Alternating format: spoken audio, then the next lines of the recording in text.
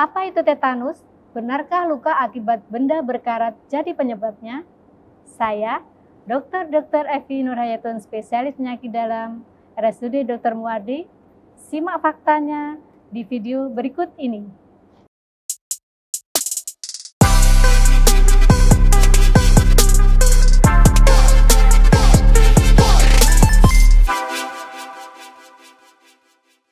Tetanus merupakan penyakit serius pada sistem saraf yang menyebabkan otot menjadi kaku dan tegang. Banyak yang beranggapan bahwa tetanus disebabkan oleh tusukan atau sayatan dari paku atau benda berkarat lainnya. Perlu Sobat Muardi ketahui, tetanus disebabkan oleh bakteri Clostridium tetani yang menginfeksi melalui luka terbuka. Jadi, bukan paku atau benda berkarat yang menyebabkan tetanus, melainkan infeksi dari bakteri Clostridium tetani yang masuk melalui luka terbuka akibat tusukan atau sayatan tersebut.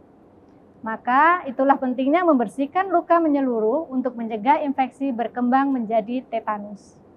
Gejala tetanus muncul secara bertahap dan kemudian semakin memburuk selama 2 minggu. Gejala umum pada tetanus diantaranya 1.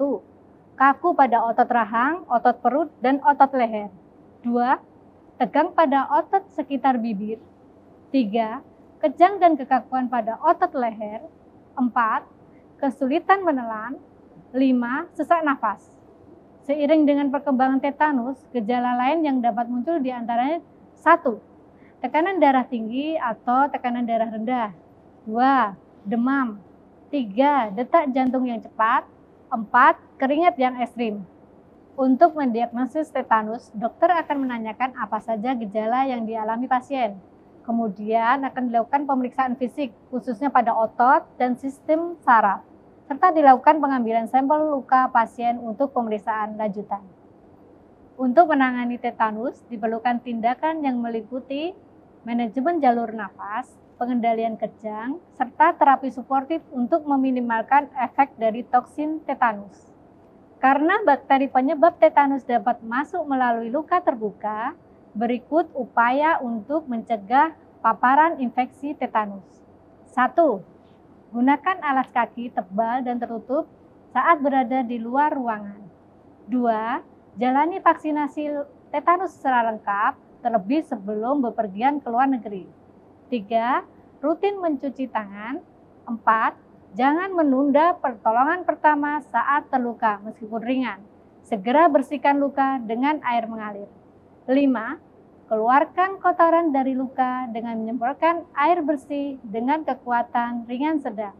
6. Gunakan cairan antiseptik. 7. Gunakan krim antibiotik. 8.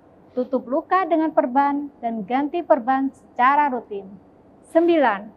Segera ke dokter ketika mengalami luka yang parah. Nah, sekarang Sobat Muardi sudah paham kan mengenai tetanus, penyebab hingga cara pencegahannya.